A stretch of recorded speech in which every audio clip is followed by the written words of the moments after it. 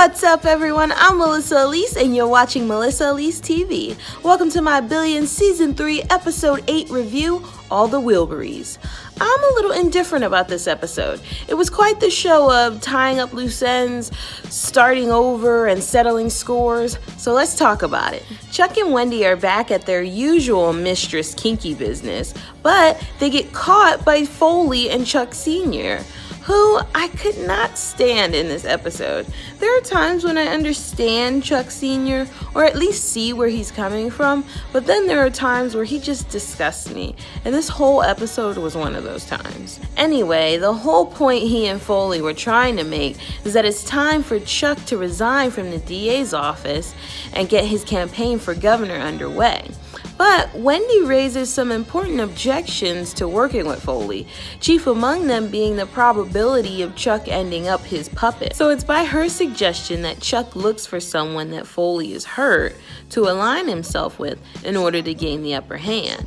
This leads him back to the guy he exploited out of the governor's race, but they are able to become allies over this common goal, which seems to have an immediate payoff as Chuck catches Foley in an illegal deal. But just as soon as he actually has Foley under heel, DiGiulio shows up calling in Chuck's debt to him, asking Chuck to stay in the district attorney's office, presumably until DiGiulio takes his seat in the Supreme Court. Wendy chimes in again here, saying how she thinks he actually should stay at Southern because he's happier there than he would be in the governor's office. In the end, Chuck does decide to stay at Southern and puts forth his new ally, Sweeney, for office. Though this does leave him open to Foley's retribution and Chuck Sr.'s disappointment, but he gets his in the end when Wendy catches him in a hotel suite not waiting for his wife. But I guess the real shocker of this episode was Bobby's announcement to clear the company's books and rebuild. The dream team of Bobby, Wags, Wendy, and Taylor reconvene, but it's not much of a discussion since it's Axe's company and he's already made the decision to press their advantage as the buyer. So the race is on to find new investors and fresh ideas, and there are a couple that might prove profitable.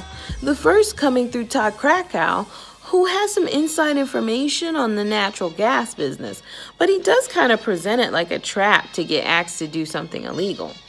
But Axe looks into it anyway and decides to get on board. The other play takes a little more time to reveal itself, but in the process of cleaning house, Axe and Wags fire Ari, claiming that he is not a Wilbury.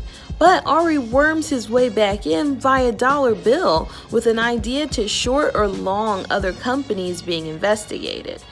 And I don't know what the world is coming to when Dollar and Ari are working together, but Bill brings him back in to pitch his idea to Axe and Wags, and Axe brings Ari back into the firm. With these two on good terms, I guess there's room for other characters to throw down, and Lara takes up the gauntlet and goes after Bobby first, for charging her new fees for Axe Cap to invest her money, which I guess was warranted because Bobby was really only doing it as revenge for her threatening to take the boys away. But then Lara goes after Wendy for trying to help her son. Wendy handled it well, though. Chuck, on the other hand, made a complete spectacle out of Brian in front of the entire Southern District office, but he had it coming with the way he treated Wendy. But the final showdown that I do not anticipate will have a clean ending is between Axe and Taylor.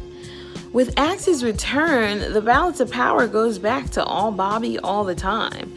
But Taylor, who's been CIO and acting chief of the firm, now has to take a huge step down and all their leads from Axe. So it makes total sense that they would want their own book.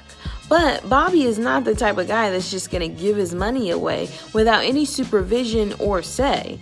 So he does agree to Taylor's request, but only gives them a portion of the funds to use on a leash, which seems to be Bobby's go-to move in this episode as Lara comes back to hear his new terms, which include a discount on fees but a 7-year lockup. Talk about a leash.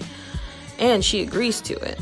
That's it for me, but the question of the week is, will Taylor betray Axe to get ahead? It almost seems inevitable at this point that they will, but let me know what you think in the comment section. Thanks for watching, and don't miss my episode 9 review coming up next. If you enjoyed this video, give it a thumbs up. And just as promised, here it is, episode 9 review.